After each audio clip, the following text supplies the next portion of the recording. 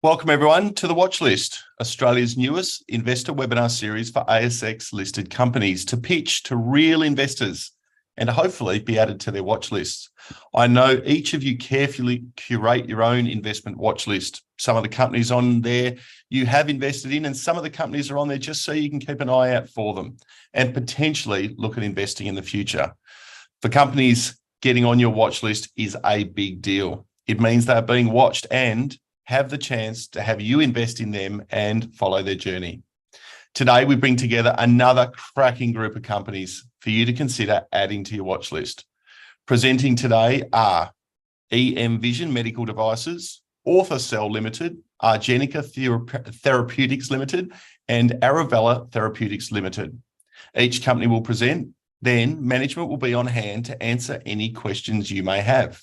So make sure you have questions ready of management and submit them using the Q&A box at the bottom of your screen. It's a rare opportunity to talk directly to management. Okay, so let's get started. Our first presenter is Scott Kirkland from EMVision Medical Devices, ASX code EMV. EMVision's mission is to be a leading global medical imaging company with its EMVision brain scanner, the product of over a decade of research and development at the University of Queensland. We are going to do things a little bit different today. This isn't a standard presentation. Scott is going to take you directly into the technology, show you how it works, and let you understand it in first person. So, Scott, over to you, and I look forward to the presentation. Thanks, David. Much appreciated. So I'm MD, CEO of EMVision, also a co-founder. For those that aren't familiar, we're now headquartered in Macquarie Park, and we have a small team based out of the Translational Research Institute in Brisbane. Might try and, David, if we could pin my video, that would be helpful. I don't know if that's working. Hopefully people can get a good look. All right, so we are developing two products to reduce the global and societal burden of stroke. Our first product here is our Generation 1 device. It's a cart-based brain scanner designed for in-hospital use. I'll give you a little bit of a run-through of how this device works and its value proposition shortly. And then we also have our second generation helmet model designed for road and air ambulance. And what we're focusing on is to provide rapid brain imaging insights in environments and settings where clinicians need urgent brain imaging. There's a time-sensitive medical emergency like stroke, but there is limited access or no access to CT or MRI. And those two machines really are the standard of care today in brain imaging. CT came out around the 70s, MR 80s, and fantastic images as we all know, but very large, complex machines, a lot of infrastructure requirements, a lot of expense, and really not widely available at the point of care. Even the mobile versions are still 600 odd kilos and driven like a forklift. So that's the real unmet need that we're seeking to solve. Environments where we need brain imaging, but there's nothing available at hand. Clinicians are restricted to observing the patient, questionnaires, exams, looking at their pupils, these kinds of things. So focusing on stroke. So the reason we're focusing on stroke is it is a huge societal burden. So the stats are really alarming. It's 1 in 4 adults will have a stroke in their lifetime. 2 out of 3 result in some form of permanent disability. The health economic impact is also huge. The burden globally, it's around 34% of all global healthcare expenditure is related to stroke. So that's both the upfront direct costs of care and looking after that patient initially, but long-term rehabilitation, assisted living care, and the like downstream. So huge burden, very effective interventions and treatments, incredibly time sensitive. So time is brain is the common theme in stroke, and it's just been National Stroke Week. So it's all about identifying symptoms of a stroke as quickly as possible, getting that individual to urgent stroke care, brain imaging, and the right centre for treatment and intervention if they're eligible. So here's our first generation device. I'll give you a quick run through on how it works. We have 3 of these devices currently at leading comprehensive stroke centres in Australia as part of our clinical trials, so Liverpool Hospital, Royal Melbourne, and Princess Alexandra, and I'll talk a little bit about the trials in a minute. But one of the key value propositions of the device is it's a lot like ultrasound. So it's on a cart, it's portable, it's easy to maneuver, And it doesn't require all this custom infrastructure and shielding that you do with a CT or an MRI. So this is all self-shielded, past EMC testing. It doesn't interfere with other equipment in the wards, in hospital environments, and that equipment doesn't interfere with our signals either. So we have a ring of antennas in our headset that send and transmit and receive signals. One sends, the rest listen, and that process happens in milliseconds. Our headset is designed to fit most of the adult population. So from 5th percentile, smallest female, to 97th percentile, largest male. We have a silicon membrane that inflates and deflates to accommodate different head sizes. And within that membrane, there is a coupling media. It's a gel-like substance that helps our signals penetrate into the brain. Now, like most medical devices, if there is an attractive potential consumable revenue stream, you want to pursue it. And we have two consumables, the first of which is an infection prevention cap. So that just plugs onto the headset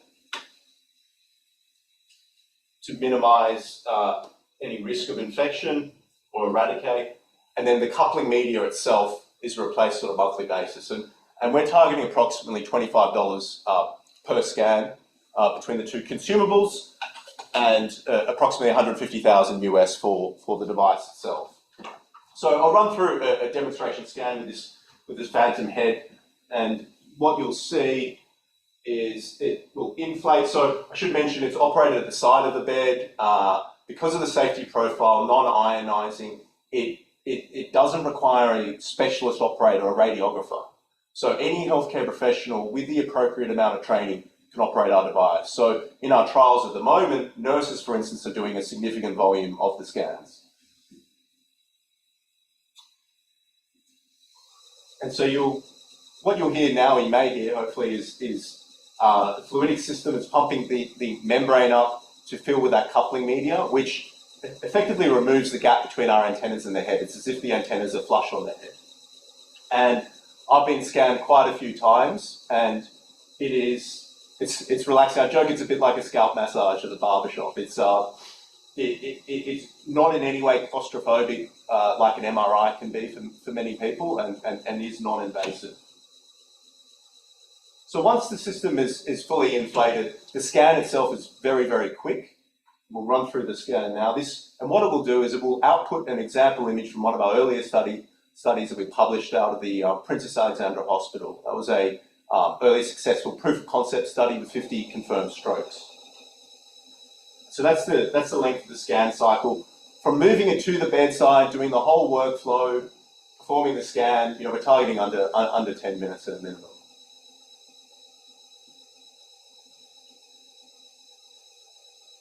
We do plan for a preventative maintenance and service contracts as part of the revenue model. They typically represent about 10% of the capital equipment per annum.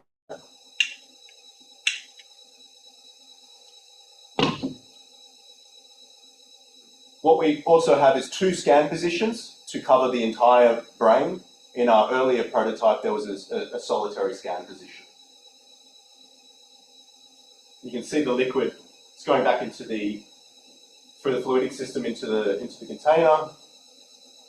And hopefully there might be a bit of glare on the screen, but hopefully you can see the output. If not, on the ASX, you'll see our past presentations with examples of the images. And what we're doing is anatomical reconstructions of the brain, so inner, outer boundary, grey matter, white matter, ventricles. And then we have a separate series of algorithms that will determine if a stroke is present, so is stroke or not. If there is a stroke, is it ischemic or hemorrhagic? If it is ischemic, is it potentially a large vessel occlusion? Where is it in the brain? So localizing it as well and show a picture. And it's important to appreciate, I mentioned we're not trying to replace a CT when there's a CT in the room, but and likewise with an MRI. There's always a trade-off, but what we are expecting are images that are of suitable quality, good enough quality to drive transfer, triage, or potentially treatment or intervention decision at the point of care when there's limited access to other modalities. So it's an additional tool in the toolkit that's portable, affordable, easy to operate, and fills a gap in environments where there is nothing today. So that's our Gen 1. In terms of where we are at the moment, we're running a multi-center clinical trial. We have 2 phases to this trial: a pre-validation, which is the one we're running at the moment, and then a validation phase. The objectives of the current phase, in no particular order, are safety, hardware verification, usability, and more data to feed into our AI algorithms. And then the subsequent phase is a validation phase to confirm sensitivity, specificity, and we intend to take that data to the major regulators, FDA, etc. At the moment, in stage 2 of our study, we are enrolling 150 suspected strokes. So these are patients presenting to the emergency department with stroke-like symptoms, and they will be assessed. If suitable, they'll be enrolled. They get a standard of care, so a CT, for example, and then we get a scan immediately afterwards for intervention, for treatment, but not slowing down the process. And then if there are follow-up scans, day 2, day 5, etc., follow-up CT, follow-up MR, we'll also get a scan then. And 150 suspected strokes, so some of these patients will end up being mimics, so patients that come in with migraines, epilepsy, rare cases brain tumours, and approximately half may be confirmed ischemic or hemorrhagic stroke. So we're getting data to support the application of our device up front in, for example, rural and regional settings where there is limited CT access to inform those really important transfer triage decisions and potentially treatment decisions, but also follow-up scans to help us understand response to treatment, complications. There's a whole host of things that can go wrong once a patient is in ICU or in the stroke ward. And it's very hard to move them down to radiology. It can take a few hours. Quite a few team members are involved in that transport process. And so if you can routinely monitor it, these patients, particularly high-risk patients, there's a good chance we can pick up complications much earlier and intervene earlier to reduce their length of stay in ICU. So that's all critical information. We have a fantastic clinical advisory board supporting us. We've got excellent support from the Australian Stroke Alliance, funded through the Medical Research Future Fund. Our team itself, so the senior leadership team, is made up of Stuart Crozier, who's our Chief Scientific Officer. He previously licensed IP to Siemens and GE that's now in most MRs, so he's got a fantastic track record in medical imaging innovation. Farouk Khandan is our Chief Technology Officer, incredibly experienced, managed a team of around 60 engineers at Nanosonics to get the Trophon to market. Christian Wright is our Head of Regulatory. He's got over 40, 50 FDA approvals under his belt. Robert Tiller heads up our design and is the founder of Tiller Design, a leading industrial design business. So got a fantastic team to get us through the process. In terms of the reimbursement landscape in the US, we're exploring things like the new technology add-on payment, which is a potentially attractive option for innovative technologies that are new to market. In parallel with all this clinical trial activity with our Gen 1 device, we have quite a few milestones coming up with our Gen 2, our helmet system. At the end of this quarter, we have an advanced prototype fabrication, and then moving into healthy volunteer studies with that device. And then next year, in partnership with the Australian Stroke Alliance, we are slated to run our first road and air ambulance studies with our helmet model. So we have 2 programs running in parallel. We're fortunate in that the team that have been responsible for developing the Gen 1 device and getting it to a production equivalent hardware have been able to be reallocated to our Gen 2 device now, and we haven't had to go out and hire a whole bunch of additional engineers to get this work done. So we operate on quite a low cash burn. And then looking forward into the go-to market for our product, we're going to be in Chicago in November at RSNA, which is the world's largest medical imaging conference. We're exhibiting there with a long-time collaborator of ours, Keysight Technologies. They're a US-based technology company, capped at about $30 billion, listed on the New York Stock Exchange. We've got a fantastic relationship with Keysight, and RSNA will be showcasing our devices. And it's, there's over 24,000 attendees, radiologists, key opinion leaders, as well as a good place to engage with some of the large medical imaging OEMs as well. And in parallel with running our trials and getting through this regulatory approvals process, we're doing a lot of work to set up our go-to-market framework. And we do expect to use distributors in places like the US. So, David, I've been talking a lot. I might throw to some Q&A if you've had some come in. Yeah, that'd be great. Thanks for that very insightful presentation. I think a lot of people watching today would not have seen how the technology works, understand the simplicity of it and the benefits of it from a clinical point of view. So thank you for giving us that insight. Now, we do have a number of questions that have come through. Just talk us through the benefits of going through the clinical trial and the approvals process for the Gen 1 device. What will that do in terms of speeding up the process of getting Gen 2 to market?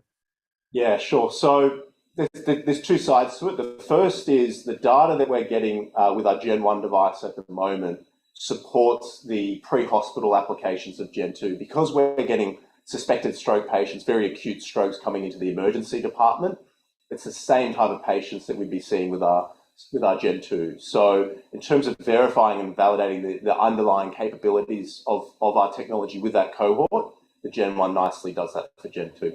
From a regulatory perspective, it also becomes a predicate device. So we're going down the de novo pathway with the FDA at the moment. So this is for low to moderate risk devices, class 2, class 2s like ultrasound, for example.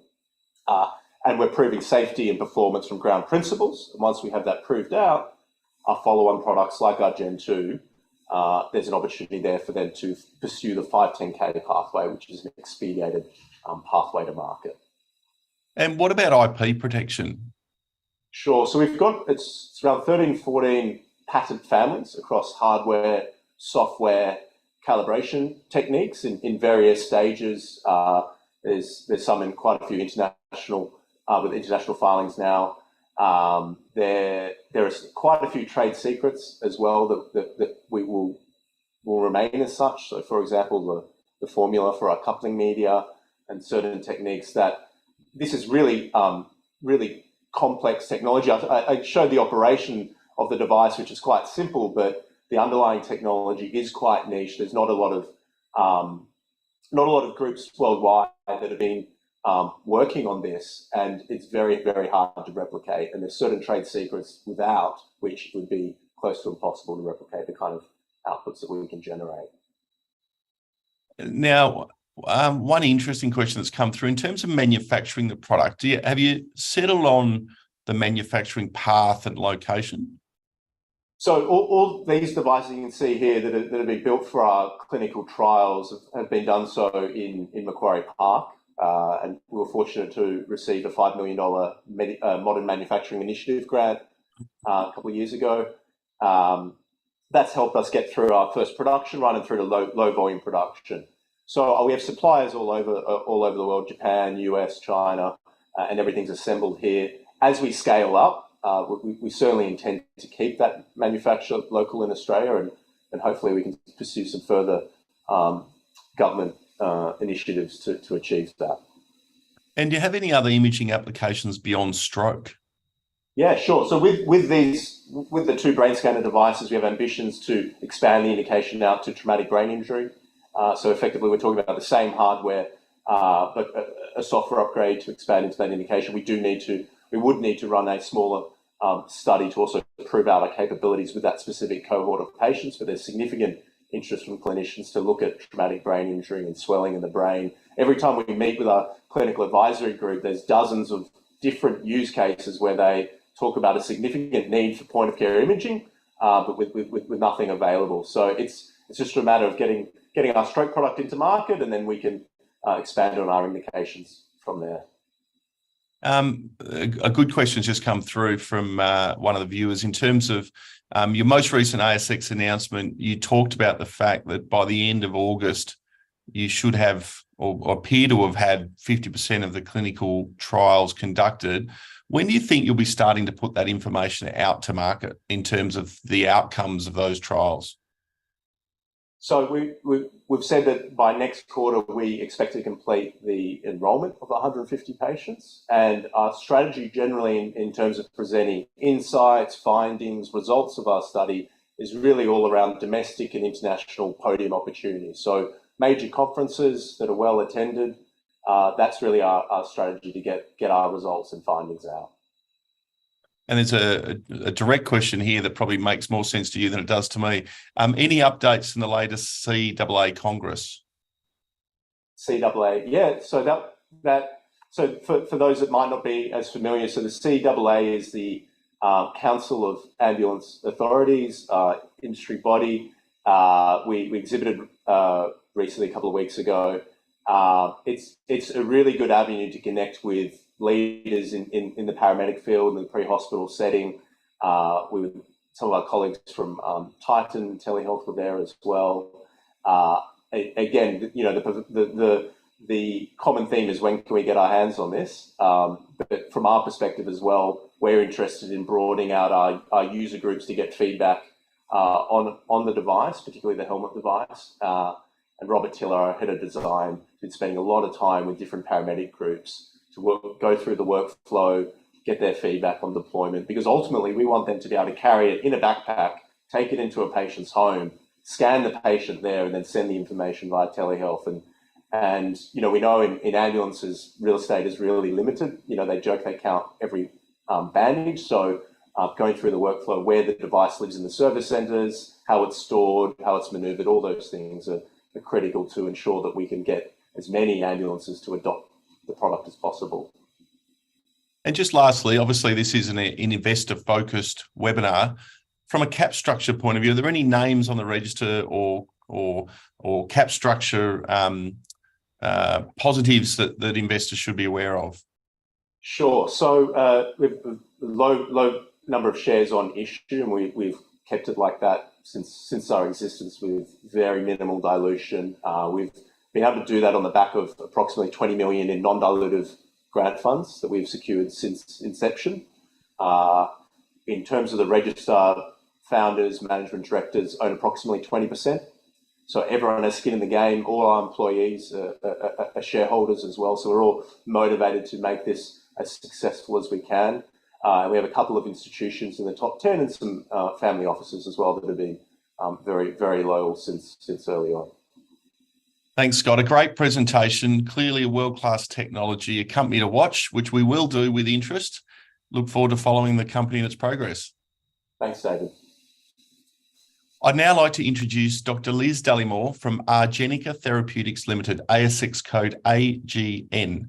Argenica is developing novel neuroprotective therapeutics to reduce brain damage after stroke, and importantly, is entering a key period of study activity. Liz, over to you.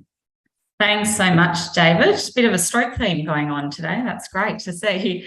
So thanks everyone for joining me. I'll just give you a bit of a flavour of Argenica. We've only got 10 minutes, so it's quite a tight turnaround. So really want to focus on the stroke application and our phase 2 trial coming up. So if we just scroll through the slides, please, David, disclaimer.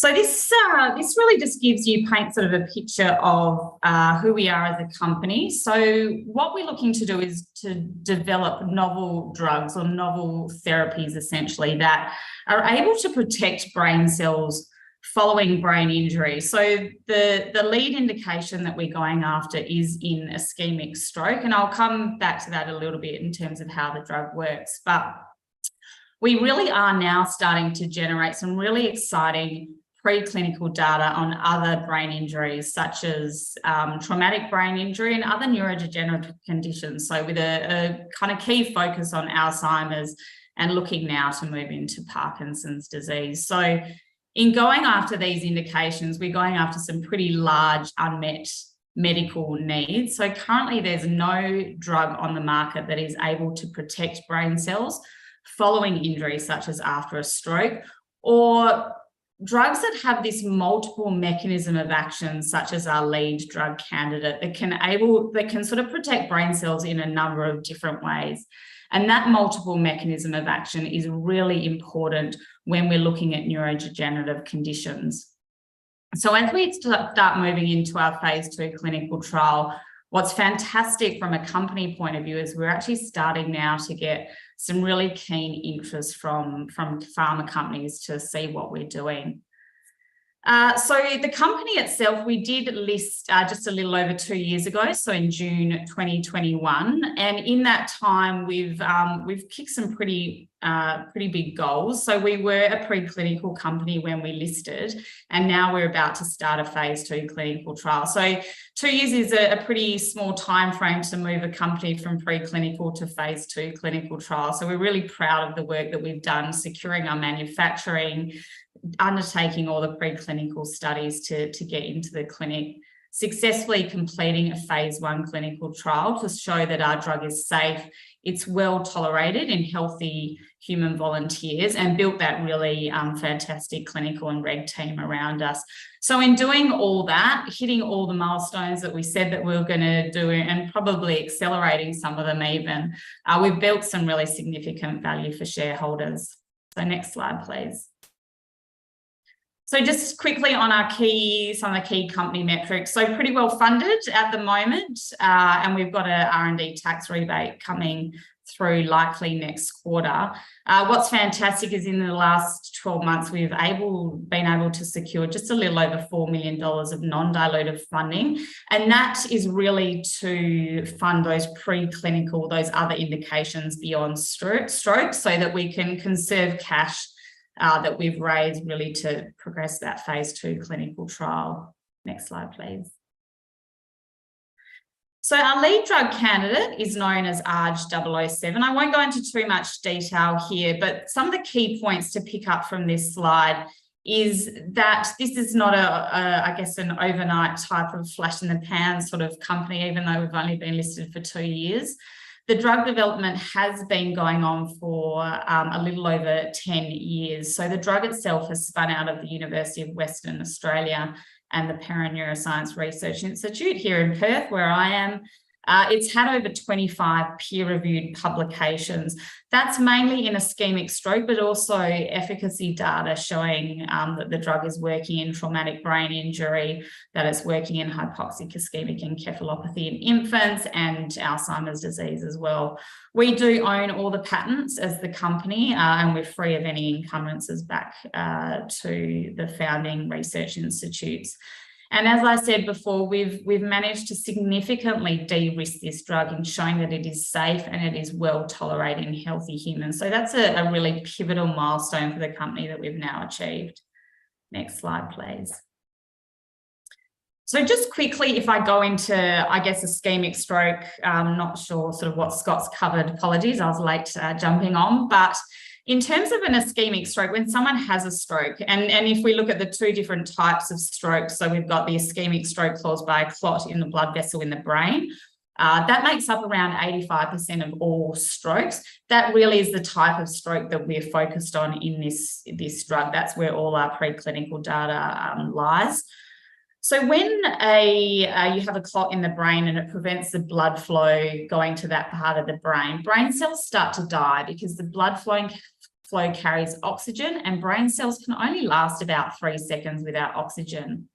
And because brain cells all talk to each other, as soon as you get that blockage in blood flow, that reduction in oxygen, you get this proliferation out or cascading out of brain cell death. And around 1.9 million neurons are dying every minute that treatment is delayed. So what our drug is aiming to do is to stop that cascading out of neuronal cell death. So essentially hibernating those brain cells and buying that patient time to get to hospital. Next slide, please. So if we just look at that clinical workflow, so currently when a paramedic arrives, there's very little that they can do in terms of triage. So the name of the game really is to get that patient to hospital. So the main treatments for ischemic stroke, around 9% of patients are eligible to receive a clot dissolving drug known as TPA or TNK. That dissolves the clot.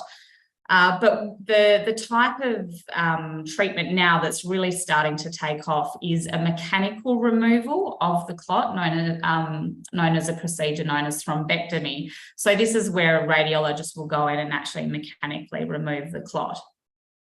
But we really need to diagnose that the type of stroke, where that clot is, etc., to work out the treatment. So in that delay of getting that patient to hospital to either get a thrombectomy or to receive the TPA, you get this increasing amounts of cell death.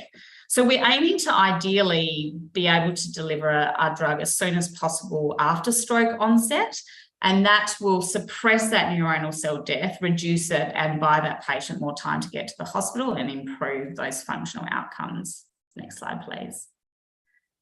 So as I said, we've got huge amounts of preclinical data showing that our drug really is working really consistently in these preclinical models.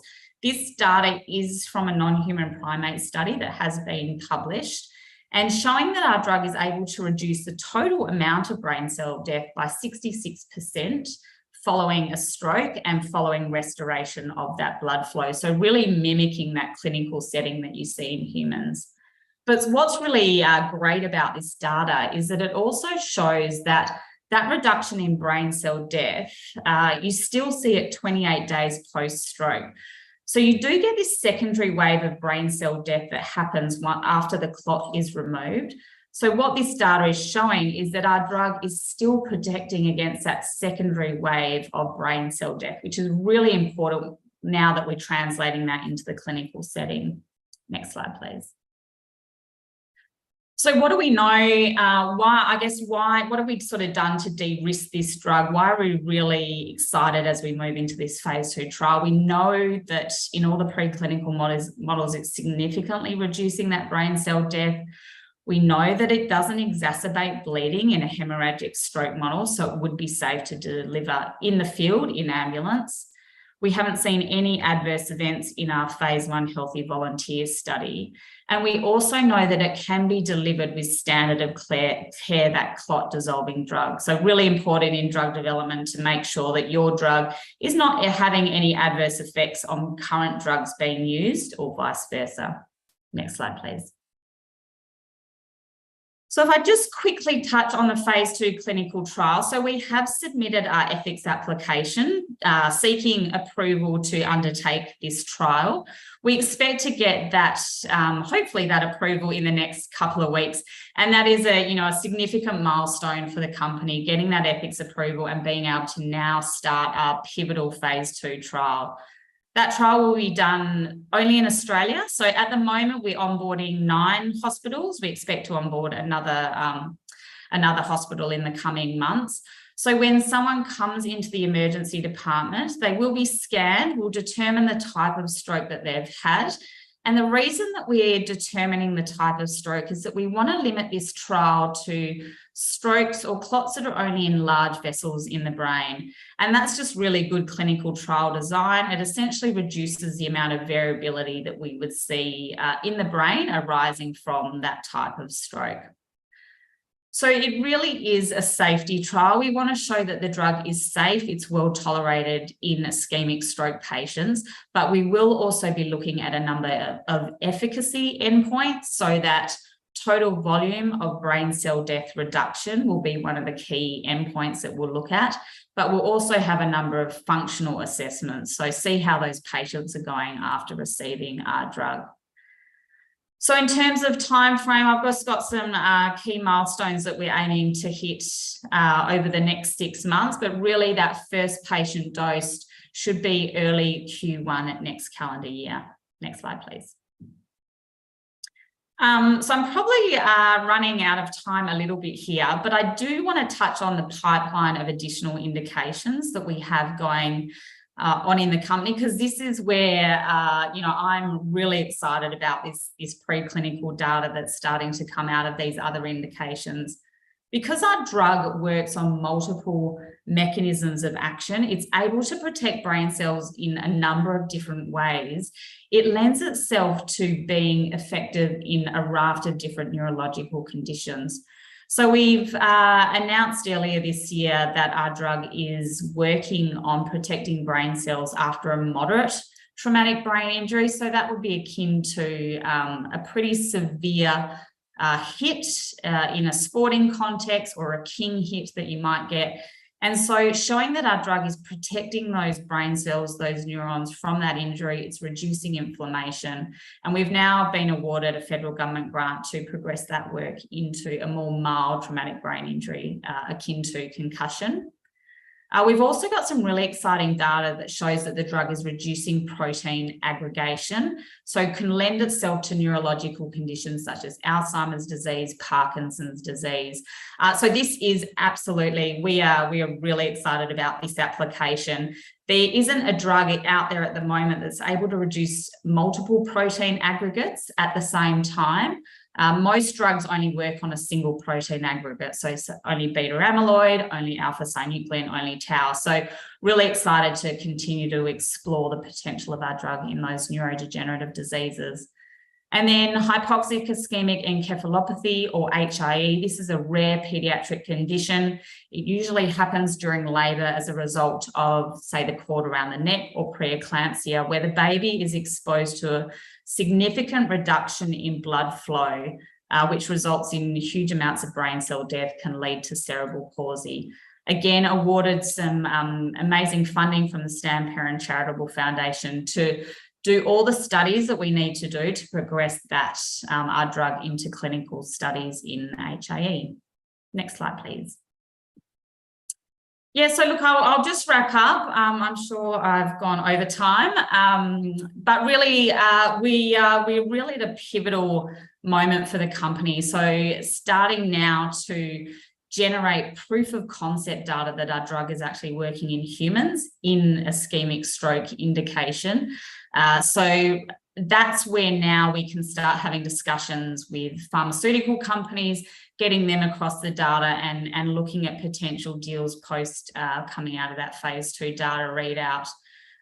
We are then also progressing all these other indications. So the drug seems to be really multifaceted. Those multiple mechanisms of action lending itself to a number of different indications, which is really, really exciting for the company to start progressing that. So really exciting to be part of this company. The next sort of 18 months is going to be really pivotal, and we can't wait to get started. So thanks very much for your time. Thanks, Liz. Great presentation. Clearly a very important market that you're playing in, and a lot of people will know of or have been touched by people who've had strokes. So anything that can assist in the regeneration or the improvement of those outcomes is very much a focus for a lot of people. Now, one question, taking back a little bit, your own experience getting to this point, was this an area you were always focused on, or have you been led to this path through the other work you've done from a clinical point of view? In terms of me personally, or yeah, okay, sure. So I guess I am a neuroscientist by training. I did a PhD in neuroscience looking at neuroplasticity following trauma, so the ability for the brain to change itself. Have worked in stroke research, so I worked with the inventor of this drug 25 years ago.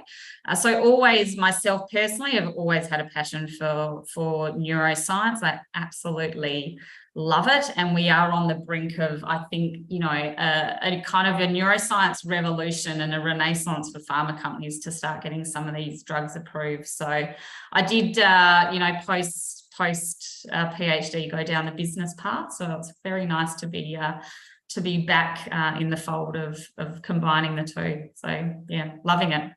And you touched on at the beginning that pre-listing, a lot of work has gone into this drug development. This isn't something that's new in terms of the work and the amount of work that's been done. This is a project and a development that's been occurring over a long period of time. Yeah, absolutely. So, you know, I often hear people say, you know, drug development's such a long path, and it's, you know, it's sort of a hard investment thing to come into. But the point that I make is that, you know, this drug has been around for 10 years, and it has been significantly de-risked. We've got 13 peer-reviewed publications in all sorts of different models looking at stroke to show that every single time this drug is working in those models. So huge amount of de-risking work that's gone on. And now we are now at the cusp of showing that the drug works in humans. So we're only sort of 18 months, 2 years away from that. So this is the time that, I would say get in, because we're still pretty cheap. But there's a lot that's going to happen in the next couple of years. So it's exciting. From an analogy point of view, when a drug's developed, and are there any examples, I suppose, that you can think of a drug that is moving through the phase you're moving through to, and what 18 months later looked like from a value to the shareholders? I might be putting you on the spot, so I apologise. Yeah. Look, I think it's always a little bit hard to compare different drugs, because there's different indications, there's different nuances to, I guess, to sort of the deals. I do often get asked about Neuron. So they obviously had a big value inflection point post phase 3, but they did manage to do a deal with Arcadia post their phase 2 readout. Possibly not the deal that the shareholders want, but what I do often say to people is that in what they've got to realise, in Arcadia was taking on a huge amount of risk in that Rett syndrome. Phase 3 trial had never been done in that indication. So that's, looking forward, it is actually a really good deal. So I guess it's just about how you sort of communicate those sorts of deals. So any kind of partnering you can do with a pharma company to help you progress through into phase 3 is always going to be a good thing. Now, I am going to put you on the spot again, and I know this nothing's been announced, so this is just a conjecture. When does Big Pharma get interested? When does Big Pharma go, hang on, I've been tracking this for X years, now I'm interested because they've de-risked it? So we often get, I like to think pharma starts coming to us. So once you get that tipping point where you're not going out so much sort of promoting, you're actually having people come to you and say, hey, look, we've been following this. We understand that you're sort of at this point. That's always a good sign that they're, that you're on their radar. They do typically want to see that proof of concept in humans in a particular disease indication. So getting that sort of phase 2 data readout, where we're at though at the moment, because we have so much data on this drug, having those conversations around getting some early stage due diligence, that's sort of, we're definitely at that point at the moment. Just to remind everyone, nothing's been announced, and if materiality was there to be announced, it would be, but clearly it's good to hear that conversations are happening, and as they should be with a company in your stage. Last question, post phase 2, what are the steps to commercialisation? So commercialization is a bit of a funny one in drug development, because you could look at a deal as commercialization. So that could be post phase 2, and we're open to all sorts of deals that are going to provide shareholders with the biggest bang for their buck. But in terms of that clinical development pathway, the next stage is to do a phase 3 clinical trial, and that's a big multi-centre global clinical trial. So we do really want to partner with someone in terms of executing that trial. The time frame for that trial isn't necessarily dissimilar from a phase 2. It's just you have to onboard a lot more sites globally. So timeframes, it could be potentially done in 2 to 3 years, depending on how many sites you onboard. Obviously, the more sites you onboard, the more it costs. So it's sort of finding that balance between cost and time. Well, as you say, targeting large addressable markets, a lot of work's been done that set the company up beautifully for the next 12 to 18 months. Exciting times ahead. We really look forward to following the progress. Liz, thanks for your time. Thanks, David. Now, I'd like to introduce Dr. Michael Baker from Arovella Therapeutics Limited, ASX code ALA. Arovella, a biotechnology company, is focused on developing therapies to treat human disease. Its 2 focus areas are oncology and conditions that impact the central nervous system. Michael, we look forward to hearing more about it. Over to you. Wonderful. Thanks, David. Thanks very much for the introduction, and thank you to everybody that's put this webinar together. Thanks, everybody, for taking the time to dial in and listen. And I'm excited to tell you about Arovella Therapeutics. As David just mentioned, we are a biotechnology company. Now, pretty much focused on oncology. And for those of you that don't know us, our ticker is ALA. Next slide, please. And I will be making forward-looking statements, so please do take note of the disclaimer. And just jumping into the highlights of the company. So what we're working on is termed an invariant natural killer T cell, or iNKT cell for short. And it's a cell therapy platform that we're developing for the treatment of initially blood cancers, but looking to expand also into solid tumors. And I'll unpack what that means more in a moment. Our lead product is termed ELA-101, and it's being developed for what we call CD19 expressing blood cancers or lymphomas. And we're expecting to take that into clinic in 2024, which will be an exciting milestone for the company. Now, the cell therapy sector has been a really exciting space to consider the next pillar of oncology therapeutics, but it has been hampered by some challenges. And we believe that our iNKT cell platform is well positioned to help tackle some of those challenges and push the whole field forward. Now, we've developed a very strong leadership group with a lot of experience right the way from the research and development phase all the way through to commercialization. And there's a heavy emphasis within the team to develop cell therapies, which is quite specific and unique. In terms of the company's DNA, we have essentially worked hard to pivot the company in doing so, bringing in what we consider to be the most high likelihood of success IP from a range of institutions and universities worldwide. So we've got our lead platform from Imperial College London, and we've since acquired technologies from the MD Anderson Cancer Center, and also have an option agreement for another technology from the University of North Carolina. And we'll continue to do that where we see that there's a good fit for some of these technologies to fit with our current platform. So we are the only iNKT cell company in Australia and one of a handful globally. So we do see that we have a unique value proposition and that we are well positioned for success. Next slide, please. So I'd like to quickly unpack some of our financials. These dates are towards the end of July. So we're somewhere in the range of 40 to 45 million in terms of our market capitalization.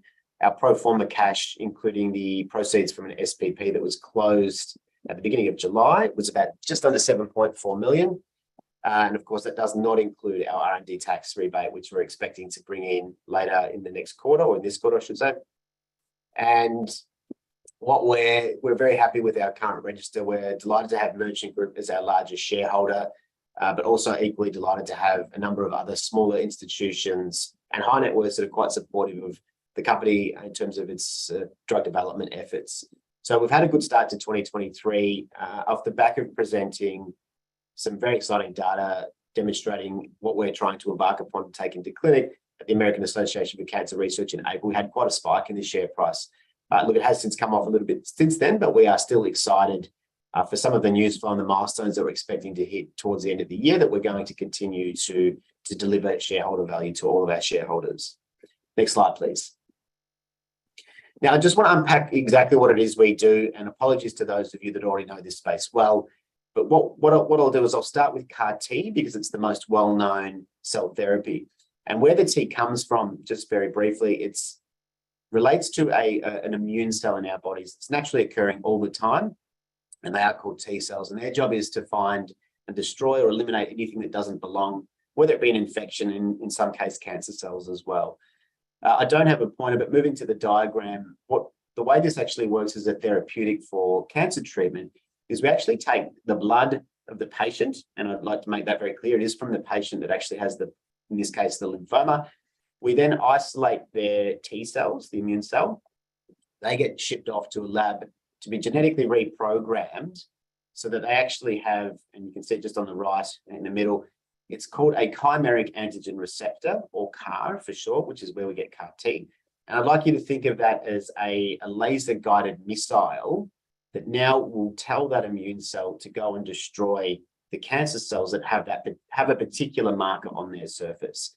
So they get grown up again in the lab into the millions or billions, and then ultimately they end up going back into that patient where they originally came from.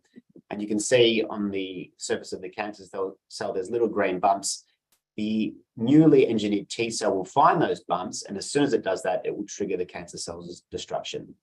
So just to make it clear, we start with the patient's material and we give it back to the patient. Next slide, please. So this has, as I mentioned a moment ago, it has revolutionized the way we think about cancer therapeutics, because we are now at a position where we are starting to use the word cure and cancer in the same sentence. And this is off the back of a series of media reports coming out after some research demonstrated that patients that had taken the therapies both in the adult setting and the pediatric setting, they were now 10 years cancer-free. So that's last year, so it's even beyond, which is quite exciting. Accordingly, the first two approved products have done quite well in terms of revenue. And naturally, with a market like this for oncology, it is expected to exceed more than 60 billion by 2030. So it's set to be a very important pillar, both from a healthcare perspective, but also commercially. Next slide, please. Now, as I mentioned earlier, there are a number of challenges that do still hamper the therapeutic class as it stands today. And I mentioned a moment ago that T cells that are used in this process, they must actually originate from the patient. And what this means is that for every single therapeutic dose that's manufactured, it needs to be manufactured bespoke. And the pharmaceutical industry, like many industries, wasn't necessarily set up to be making a therapy for every single individual. So what this results in is quite a complex supply chain, and naturally a very high manufacturing cost, which leads to the therapy costing more than US $500,000 per dose per patient. So also we know that because the starting material comes from the patient, it's likely that the cells, the immune cells themselves, are compromised due to the disease or due to certain treatments like chemotherapies that can actually reduce the fitness of the immune cells. In addition, not all manufacturing or cancer centers are actually able to manufacture these types of therapies. So there will be a number of eligible patients that naturally will not be able to be treated with those particular CAR-T products. So in addition, it takes about 4 to 6 weeks to get the therapy manufactured for each patient. And unfortunately, some patients will not make that journey. They'll actually die before the therapy can be manufactured. And of course, because we're continuously making it for every single person, there's a high likelihood, well, not a high likelihood, but there's always the likelihood of a manufacturing run failure, which again increases time and costs. So we do believe that our iNKT cell platform addresses these manufacturing and logistics challenges, but we also believe it has the potential for improved efficacy over what's already available. Next slide, please. So I would like to briefly introduce the invariant natural killer T cells, or iNKT cells for short, just so I can contextualize why we're so interested in them. And what you can see in the top right corner is the T cell, which is where most or all approved CAR-T products sit. Bottom left is the NK cell, which is also quite a well-known cell type that people are using in this space. If you just click on the, click forward again, please. But as I said, we're focusing on the iNKT cell. And the reasons we're doing that are they actually are the front line of the human immune system. They bridge the two halves of our immune system, which we call the innate, the fast-acting, and the adaptive, which is the more slow but prolonged response.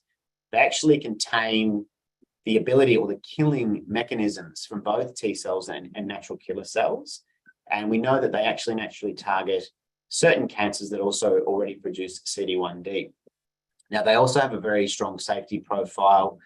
They don't cause what is referred to as graft versus host disease, which is what enables us to be able to give iNKT cells from a healthy individual to somebody that has cancer. So we can actually use these for, in one sense, a one-to-many approach, or what we like to call off the shelf.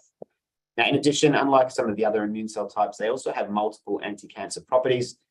They shape what we call the tumor microenvironment, which is the area surrounding the tumor, by actually influencing and killing certain other immune cells that essentially help the cancer cells to grow and evade the immune system. They also are able to actually infiltrate inside the tumors and then secrete what we call signaling molecules or cytokines that actually then activate other components of the immune system, like T cells and natural killer cells. Next slide, please. So we believe very strongly that the potential of CAR-iNKT cells is untapped. And if you could tap forward twice, that would be terrific. Once more, thank you, perfect. And this is just a snapshot of the players that are currently in the T cell and NK cell space. So I think you can appreciate that there's quite a lot of activity in each of these sectors. And as I said, this is a subset of some of these players. If we click once more, we'll see that in the iNKT cell space, there's really a handful of groups working on the invariant natural killer T cells. So we're quite excited because we see that we're in the leading edge of cancer therapeutics in the cell therapy space, but we've also carved out a very nice position to be in a niche area on top of that as well, which is nice. Next slide, please. Now, just to give you an idea of the workflow, so I showed you what it looks like for CAR-T previously. It is quite similar. There are two major differences that I'd like to point out. So on the very top left, we collect the blood from a healthy donor. So that'll be someone with a fully functional immune system. We then isolate their iNKT cells. We take them again to a lab like we would in the previous example, where we engineer them to produce the chimeric antigen receptor or laser-guided missile, which you can see sticking up in green. And then they get grown up and expanded into the billions in our case, so that we've got many cells, then we can store them and vial them, put them in little vials, store them in the freezer. And when a patient is actually eligible to take that therapy, it can be pulled out of the freezer and then given to that patient as and when needed. So what that means in terms of advantages is we have a healthier starting material because it's coming from a healthy donor. We can scale up to have multiple doses per batch, and it's much faster access to treatment for patients because we don't have to wait for the therapy to be manufactured. And it does remove the risk of manufacturing on failure because it's sitting in a freezer waiting to be administered. Next slide, please. And so when we look at what we're actually developing, and I haven't had time to go through each of these in detail, but our lead product is ALA-101, which is targeting lymphomas. You can see on the very left-hand side, and I'll do my best to describe this without a pointer, but we've got in the middle up the top, we're combining ALA-101 or our CD19 targeting program with another well-known biotechnology company, EMVision's onCARlytics virus. That's a very neat program where their virus will actually tag solid tumors with the target that our iNKT cells will recognize. So we're excited to develop that to tackle a range of solid tumors. We did get promising in vitro data for that, or test tube data for that earlier this year, and looking forward to getting animal data before the end of this year, which is exciting for that program. And on the very right, we've got another program from the MD Anderson Cancer Center, which targets a unique target on the surface of, and the data suggests on the surface of multiple myeloma and a range of solid tumors. And in the very low dark blue line, we've got our cytokine technology from the University of North Carolina, which we think will enable us to increase the effectiveness of our iNKT cell platform across a number of different solid tumors as well. So really importantly, we can continue to look for new CARs to add to the platform, which is quite exciting, as there are a number that we can evaluate both in the blood cancer setting or the solid tumor setting. Next slide, please. So in terms of the next 12 to 18 months, we do have quite a busy schedule in front of us, which is exciting. Our major goal is to take ALA-101 into its first in human trial in 2024. Now, for those of many of you will know this already, but this will be done directly in patients. Nevertheless, this is considered a safety study, so we'll be looking to make sure that we don't see any dose-limiting toxicities or anything of that nature. But of course, we'll be looking to set that trial up so that we're looking for early efficacy signals of the product as well. And we'll also continue to assess novel complementary technologies, as I mentioned, that we believe enhance the platform and start to push us more towards the solid tumor space as well. So for the second half of this year, we'll complete process optimization and scale up to prepare for manufacturing cGMP or clinical grade material for clinical trials. One of the components, which is called a lentiviral vector, will have finished before the end of the year, which is a really important milestone for manufacturing these types of therapies, and we'll be finalizing our clinical trial plan.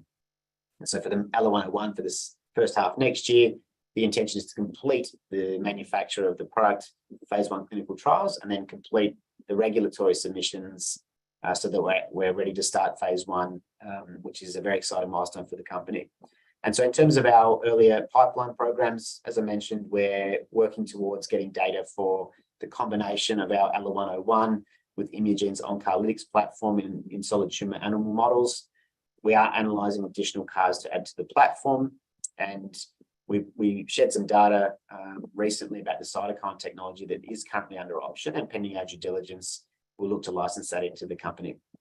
And so for those studies in the first half of next year, we're excited that we'll continue to generate proof of concept studies for those particular therapies. And again, looking towards moving the platform more towards solid tumours. Next slide, please. I thought this is a really useful slide just to contextualise some of the activity that's transpired in the cell therapy space. And I think we can all agree over the last 24 months, it's been a pretty tough sector in terms of capital raising, share prices and M&A activity. But what we have seen specifically in the cell therapy space is there still have been a number of, whether it be acquisitions or collaborations or strategic partnerships that have transpired. And importantly for Arovella, and I've deliberately left it at this list, but it is also in companies or technologies that are at quite early stages, early as preclinical, which is where we currently sit, but also a lot at phase 1, which is the next phase for us to enter. And some of these deals are quite sizable, in the order of hundreds of millions upfront payments. Again, putting that in context, that Arovella's current market capitalization is between 40 to 45 million. It's clear that this is still a sector where there's a lot of value to be created. And of course, looking for a strategic partner to get involved is also something that we're considering and very mindful of. Next slide, please. With that, I'd just like to say thanks again to everybody. Thanks, David, for moderating, and thank you to everybody for listening. I'd be delighted to answer any questions. Thanks, Michael. A great presentation and clearly a sizable market you're operating in. Similar to the question I asked of Liz, is this something you've always been interested in? Has your clinical and your own research work led you to this point, or have you sort of cottoned onto it later in your career? It's an excellent question, and my career's probably been cut up into multiple stages. So my first career was as an academic researcher, and not too dissimilar to Liz, actually, and a biochemist. And I think that really sets the foundation for these technologies. They all operate off an intimate understanding of biochemistry, how cells behave, how these things can actually be utilized or weaponized in the fight against cancer. And then I moved into drug development, followed by some time at a venture capital fund in Australia, and was very aware of the CAR T space, probably quite some time ago, probably if not somewhere around the 10-year mark ago. So it was a sector that I was always very fond of, and upon joining Arovella, I thought it was a very good idea to be looking at technologies in this space. And one of the key factors for us, and that slide I mentioned earlier, where there's a lot of activity for both T cells and NK cells, was how do you enter this and not become a me too? And I think we managed to do that by working on the invariant natural killer T cell platform, and it was quite remarkable, actually. I think a month before we licensed in this technology, another iNK T cell company was bought out for 185 million. Another one came out of stealth and raised 52 million and didn't list, but they raised 52 million in the US, and since ended up in an $875 million partnership. So it's clearly a sector, I think, that's got a lot of potential. Once we start coming out the other end of this pretty prolonged biotech downturn, I think we're going to see some strong value creation for our shareholders. In terms of the iNKT product, what was the genesis? And apologies if you did talk to it earlier on, but where did it come from? What was the genesis? What was the driver? Yeah, I didn't really delve into it, so it's a good question. So the technology was founded or discovered, I guess, at the Imperial College London, and that was an important part of our criteria, that we'd look really for top tier either universities or research institutes. So for those of you that don't know Imperial, it's consistently ranked the top 10 university worldwide. And when we were looking for a range of technologies, and we would have looked through, I think, close to 100 or more, this is one that really stood out to us for all the right reasons, right? That it was differentiated, it wasn't a very important sector. And importantly, the inventor himself, he'd spent his career researching and understanding iNK T cells. So that's not something that you can just sort of walk into, I think, and sort of fake. So that was really important. He's also a medical doctor, so he continues to treat cancer patients and sees firsthand the failures, what we're not getting right. And I think that was his driver to get involved. I really, firstly, in having a project that was far more translational. And then when we came and approached him to license his technology, I think the it was just a really good fit and a good relationship from the outset that we were the right group to develop his technology and take it into clinic. So again, I think we're all pulling in the same direction from that point of view, and it is a very exciting time taking this into clinic next year. And you showed the slide before where there was lots of people in this area and lots of people in this area, but when you looked at the iNKT cell market, it wasn't busy. Why do you think that is? And is that the opportunity that it isn't busy? Everyone's already over in other areas focusing on other things, but there's a bigger opportunity here. We think so. And there's a number of reasons why, as I said, the T-cell space became quite saturated. There was 2 acquisitions in 2018. One was both companies were in phase 2. One was 11.9 billion. The other one was 9 billion. And it essentially set the market on fire in terms of what could be achieved. And then natural killer cells were the next touted therapy because they can be used off the shelf or given from healthy donor to patient. T cells can't be given in that way, and so we see that as a real limitation on continuing progress.